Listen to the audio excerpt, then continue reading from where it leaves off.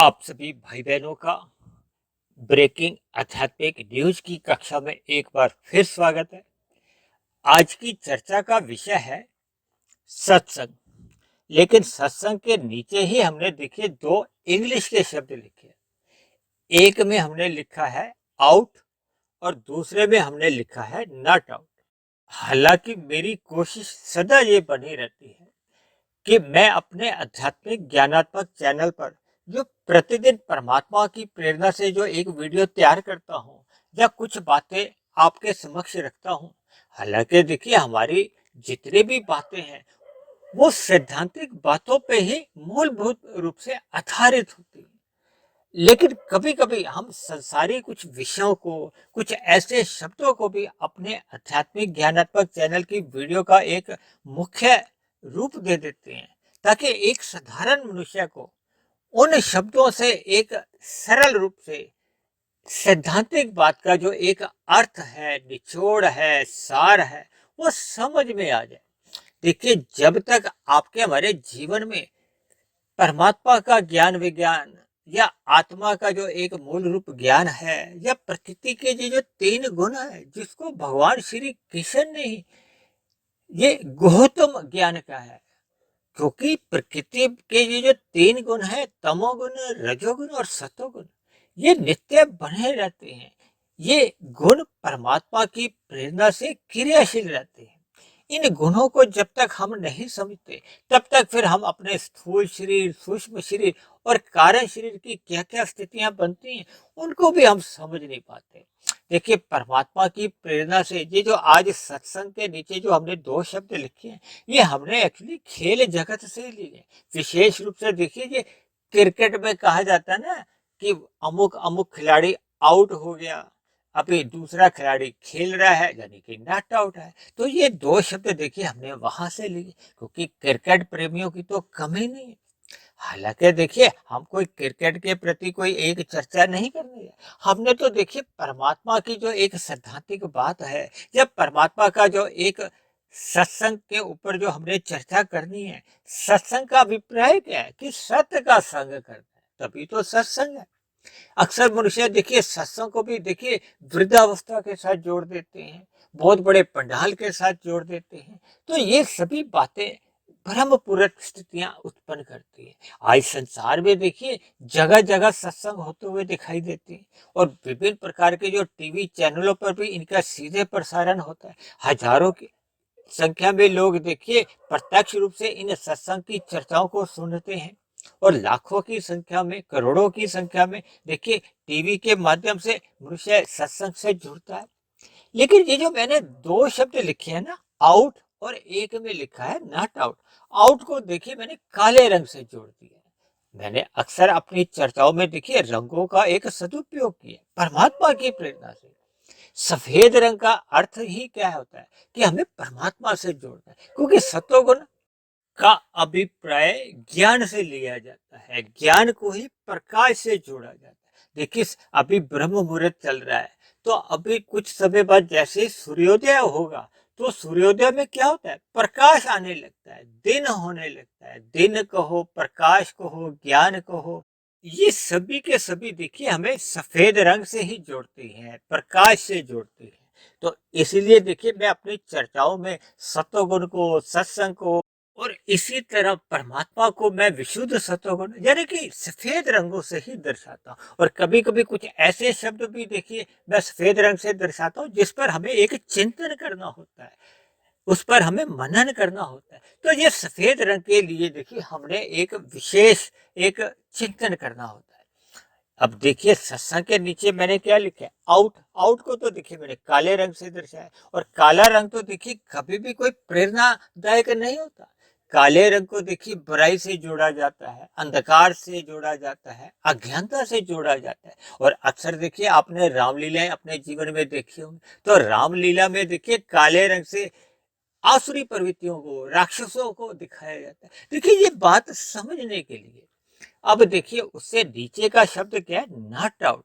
अक्सर क्रिकेट का मैच जब चल रहा होता है तो जो जो खिलाड़ी वहां पे खेल रहे होते हैं उनको नॉट आउट माना जाता है ना।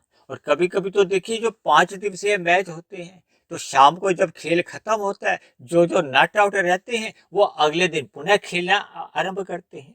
कभी कभी क्या होता है, देखिए 90 रन बनाने पर कोई नॉट आउट रहा है तो अगले दिन आकर वो मात्र एक 10 रन ही बनाता है तो उसका शतक मान लिया जाता है। नॉट आउट का अभिप्राय क्या है, इस पर भी अभी हम चर्चा करेंगे। देखिए अक्सर आप किसी रेस्टोरेंट में जाती हो तो वहां इन और आउट अक्सर पढ़ने को मिल जाता है, लेकिन ये जो नॉट आउट शब्द है ये केवल क्रिकेट के मैच में ही अक्सर ये आप और हम सुनते हैं। लेकिन मैंने इसको जो सत्संग के साथ जो एक नॉट आउट को एक समझाने जा रहा हूँ, जिसको मैंने एक विशेष महत्व दिया है, क्योंकि मैंने सफेद रंग से दर्शाया। इस पर हम थोड़ी परमात्मा की प्रेरणा से जैसे जैसे मुझे प्रेरणा मिलती जाएगी, जैसे जैसे उदाहरण परमात्मा द्वारा मुझे मिलते जाएगी, मैं इस वीडियो में रखता जाऊंगा। लेकिन आप सभी भाई बहनों ने इन सभी बातों को देखिए रुचि पूर्वक ही नहीं, ध्यान पूर्वक सुनना है, ताकि आपका परमात्मा से प्रीति हो और संसारी जी जो विषय भोग हैं इनसे ज्ञान पूर्वक वैराग्य हो। देखिए जो आज के सत्संग की जो मुझे एक प्रेरणा मिली ना, हमारे किसी जानने वाले ने कहा कि देखिए आप तो प्रतिदिन ही एक वीडियो तैयार कर देते हो, तो मैंने तो बहुत सी वीडियो सुनी है तो मुझे तो पूर्ण रूप से ज्ञान हो गया, तो अब मैं हर रोज आपकी वीडियो अब नहीं सुनता। तो मुझे उसी बात से ही फिर कुछ परमात्मा की प्रेरणा से कोई शब्द मिले। देखिए जब जब मुझे संसारी लोगों से मिलते जुलते या आप किसी भाई बहनों के जब प्रश्न आते हैं कमेंट्स बॉक्स पे या फोन पे, तो मेरे अंदर जैसे जैसे उस समय कोई विचार बनता है तो उसको मैं लिख देता हूँ। उस लिखे हुए बातों पर जैसे जैसे कोई वीडियो का हमें एक नाम मिलता है तो उस पर हम नाम रख देते हैं। उस नाम के बाद हम उस पर एक डिजाइन का एक रूप देते हैं। उस डिजाइन बनने के बाद फिर परमात्मा की प्रेरणा से ब्रह्म मुहूर्त में फिर जैसे जैसे परमात्मा मुझे प्रेरणा देते हैं, जैसे जैसे उदाहरण मेरे मन में आते हैं, मैं उनको एक वीडियो का रूप देता हूँ, ताकि एक साधारण मनुष्य की दिनचर्या सात्विक बने। सात्विक दिनचर्या बनने से ही देखिए परमात्मा का जो एक ज्ञान विज्ञान है, प्रकृति के 3 गुणों का ज्ञान विज्ञान, और आपके हमारे जो 3 शरीर हैं, 3 शरीरों में स्थूल शरीर को हमने कितना महत्व देना है, क्योंकि अक्सर मनुष्य जब स्थूल शरीर के विषय भोगों में ही अपना बिला हुआ जीवन बिता देता है, और इसी विषय भोगों की प्राप्ति के लिए मनुष्य देखिए जब धर्मानुसार कर्म करता है तब तक तो देखिए उसका पतन नहीं होता। लेकिन जब जब ये विषय भोगों के वेग मनुष्य को ना चाहते हुए भी पाप कर्मों में धकेल देते हैं, देखिए पाप कर्मों में वही मनुष्य गिरता है जिसका अपने जीवन में सत्संग का अभाव होता है, यानी कि उसके जीवन में सत्संग न्यून स्थिति में होता है। या दूसरे स्पष्ट अर्थों में आप यूं भी कह सकते हो कि जब मनुष्य के जीवन में सत्संग आउट की स्थिति में होता है, यानी कि उसकी स्थिति में एक कुसंग आने लगता है। क्योंकि मैं तो अक्सर इस बात को जोर देकर कहता हूँ कि जब जब मनुष्य देखिए सत्संग नहीं करता तो उसकी स्थिति क्या होती है। देखिए जब जब हम सतोगुण में नहीं होते तो हमारी स्थिति क्या होती है, रजोगुण की होती है या तमोगुण की होती है। रजोगुण की स्थिति होती है तो हम पाप कर्मों से बचे रहते हैं, लेकिन जब जब मनुष्य तमोगुण में गिर जाता है तो फिर वो पाप कर्म सहज ही करने लगता है। मैं तो अक्सर इस बात को भी जोर देकर कहता हूँ कि ये रजोगुण अप्रत्यक्ष रूप से कुसंग है और तमोगुण प्रत्यक्ष रूप से कुसंग है। लेकिन दोनों ही स्थितियों में देखिए जब मनुष्य सत्संग से आउट हो जाता है, इसलिए तो मैंने देखिए आउट को काले रंग से दर्शाया। जब मनुष्य आउट हो जाता है यानी कि उसके जीवन में सत्संग की एक न्यूनता रह जाती है या समाप्ति हो जाती है, उसी स्थिति को ही मैंने देखिए आउट से जोड़ा है। और अगर हम सत्संग करते रहते हैं, सत्संग करते रहने से हम ज्ञानमय स्थिति में रहते हैं, सतोगुण की स्थिति में रहते हैं। देखिए सतोगुण की स्थिति में या तो हम विशेष प्रकार के पुण्य कर्म करते हैं या एक साधारण पुण्य कर्म करते हैं, लेकिन दोनों ही स्थितियों में हम पाप कर्मों से तो बच जाते हैं। इसलिए मनुष्य का अपना सत्वगुण एक मजबूत स्थिति में होना चाहिए। जब जब मनुष्य का सत्वगुण एक मजबूत स्थिति में बन जाता है तो उसका सत्संग श्रद्धा पूर्वक होने लगता है। श्रद्धा पूर्वक सत्संग होने से उसकी साधना आरंभ होती है। साधना क्या है, जब हम सत्वगुण से विशुद्ध सत्वगुण की ओर आध्यात्मिक यात्रा आरंभ करते हैं।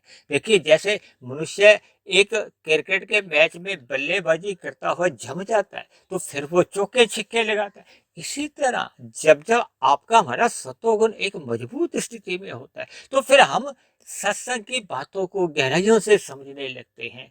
गहराइयों में समझने से फिर परमात्मा का ज्ञान विज्ञान हमें एक गहरे तल पे समझ में आने लगता है। उसको ही आप एक नॉट आउट की स्थिति में एक अपने आप को समझ सकते हैं। देखिए जब मनुष्य मरते दम तक अपने जीवन में सत्संग को महत्व देता है तो मनुष्य पाप कर्मों से सहज ही बचा रहता है, क्योंकि सत्वगुण से विशुद्ध सत्वगुण की स्थिति क्या है। देखिए तमोगुण को मैंने 1 अंक से परिभाषित किया है, रजोगुण को 10 अंकों से, क्योंकि तमोगुण से 10 गुना अच्छा रजोगुण कहा जाता है और रजोगुण से भी 10 गुना अच्छा सत्वगुण कहा जाता है। उसकी 100 की स्थिति है और विशुद्ध सत्वगुण को मैंने 1000 की स्थिति का है। तो जब मनुष्य का सत्वगुण मजबूत स्थिति में होता है तो फिर वो 100 से आगे की आध्यात्मिक यात्रा पर चलता है। वो 100 से 150, 200, 250, 300, 400 यानी कि उसके जीवन में आध्यात्मिक उन्नति एक छलांगे लगाने लगती है। यही आप नॉट आउट की स्थिति समझ लो या उसकी एक मजबूत स्थिति समझ लो।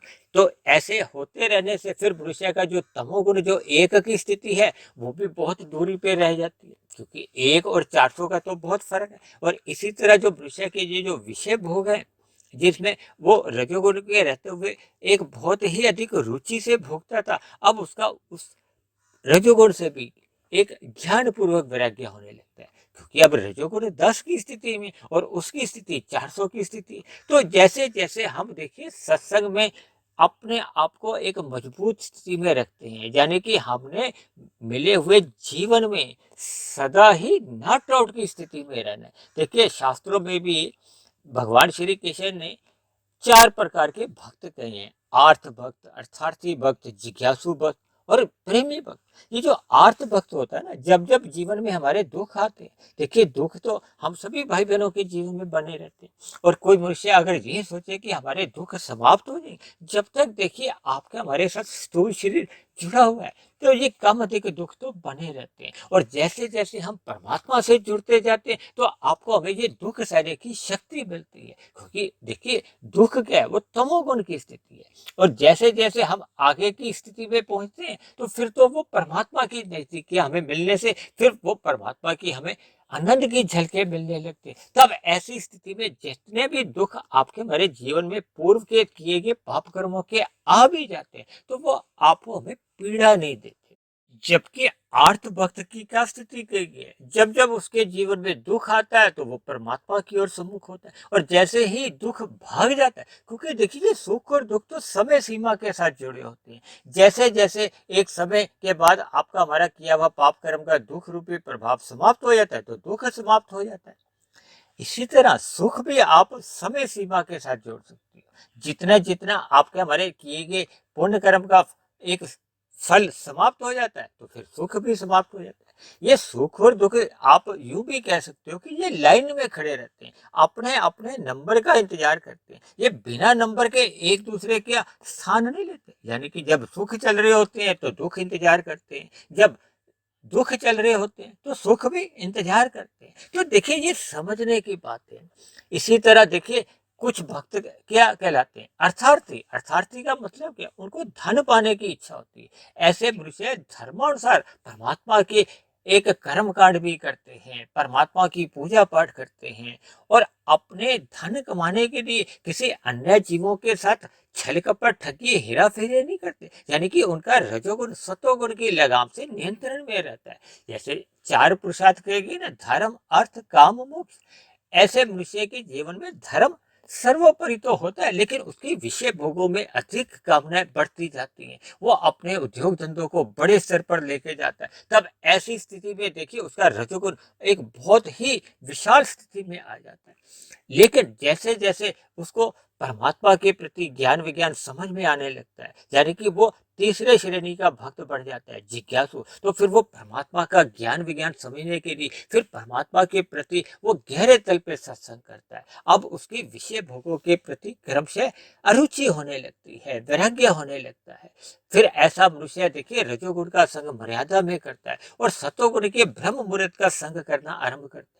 तब ऐसे मनुष्य ही देखिए इन सात्विक वीडियो को या शास्त्रों का अध्ययन भी सूक्ष्म रूप से बार बार करते हैं, उस पर शोध करते हैं, उस पर तर्कपूर्वक चिंतन करते हैं और अपने प्रश्नों को भी पूछते हैं। देखिए, प्रश्नों को जिज्ञासावश पूछने से ही आपका हमारा जो परमात्मा का जो ज्ञान विज्ञान है वो समझ में आता है। लेकिन कभी कभी देखिए, एक साधारण मनुष्य प्रश्न पूछने के लिए ही प्रश्न पूछता है, उत्तर जानने के लिए कभी कभी वो प्रश्न करता ही नहीं। तब ऐसी स्थिति में देखिए, आपके हमारे भ्रम की स्थिति बनी रहती है।